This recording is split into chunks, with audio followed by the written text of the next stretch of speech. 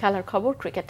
দুবাইয়ে স্লো উইকেটে বাংলাদেশের 228 রান তাড়া করে জিততে বেশ ভুগতে হয়েছে ভারতকে। সেঞ্চুরি করা তৌহিদ হৃদয় ম্যাচ শেষে সংবাদ সম্মেলনে বলেছেন, আরেকটু চ্যালেঞ্জিং লক্ষ্য দিতে পারলে ফল ভিন্ন হতে পারত। পুরোপুরি 100 রানে আউট হওয়া এই মিডল অর্ডার ব্যাটসম্যান আরও জানিয়েছেন, তার ক্র্যাম্প না হলে দলীয় স্কোর আরও 20-30 রান যোগ করতে পারতেন।